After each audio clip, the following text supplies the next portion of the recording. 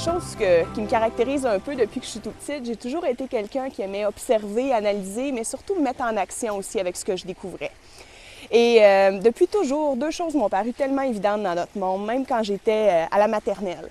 La première chose, c'est que l'homme a l'incroyable capacité à être bon et à être tellement mauvais en même temps. Et ça m'a toujours fascinée. Une autre chose aussi qui m'a toujours fascinée, c'est que j'ai toujours eu un sens de divin autour de moi ou d'une présence de Dieu. Vous allez voir, ça n'a pas toujours été très clair, mais au fil du temps, ces deux problèmes-là que je voyais ou deux évidences-là se sont un peu réconciliés dans ma vie. D'abord, le côté un peu, le bon côté de l'homme et le mauvais côté de l'homme.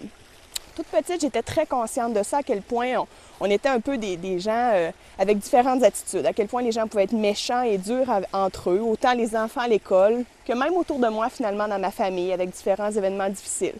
Pendant longtemps, j'ai voulu me faire croire que j'étais meilleure que tous ces gens-là, que moi, j'arriverais à prouver à quel point moi, je pouvais pure être parfaite et contrer ce monde mauvais dans lequel je me trouvais en me lançant dans plein de bonnes œuvres.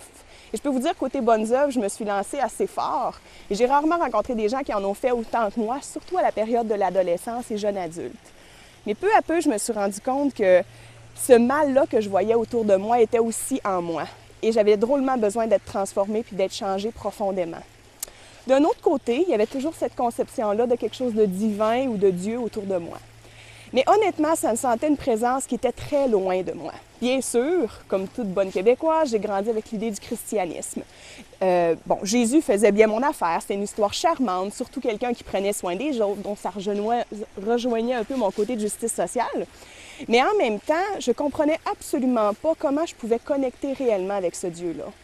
Si on m'avait demandé avant si j'avais une relation avec Dieu, j'aurais probablement dit que oui, mais je pouvais vraiment dire que c'était une relation à sens unique. Ça commençait avec moi et ça terminait avec moi.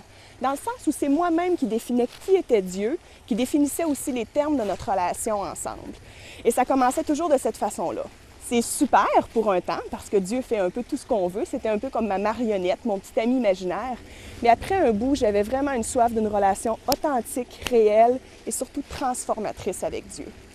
Et je ne pensais pas qu'un jour, ce conflit-là que je voyais dans la réalité humaine et en moi-même, mon besoin d'être transformée dans toutes mes laideurs et mon besoin aussi de vivre quelque chose de réel avec Dieu allait être réconcilié à travers ma rencontre avec Jésus-Christ.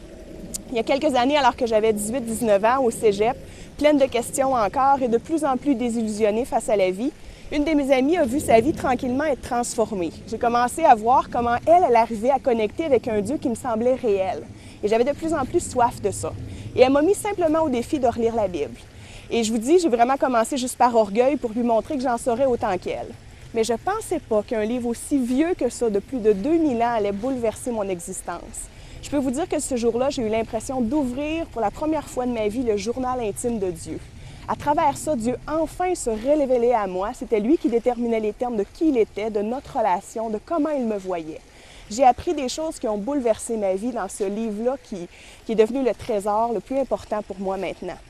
J'ai appris d'abord que lui aussi voyait à quel point notre monde était terrible, à quel point on avait une capacité à faire le bien, mais aussi le mal, et qu'il en était bien conscient et était loin de fermer ses yeux à cet aspect-là de l'humanité.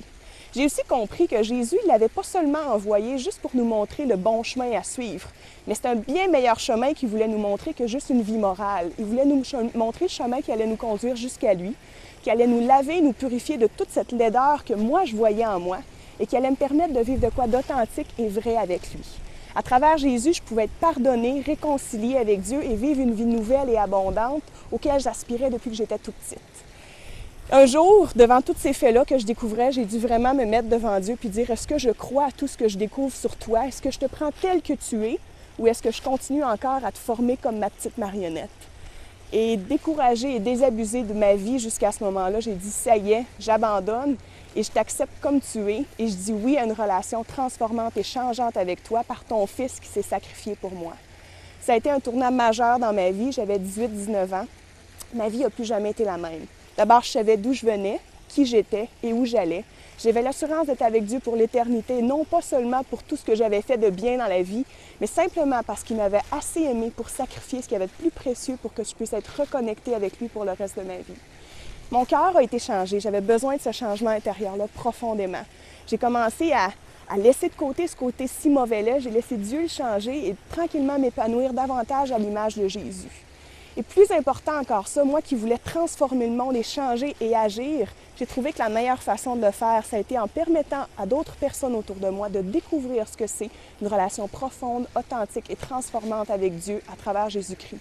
Et je vous dirais que maintenant, c'est ma plus grande passion de faire découvrir ce que j'ai découvert avec Dieu aux autres jeunes et moins jeunes Québécois et de partager cette passion-là d'une vie changée et transformée pour l'éternité.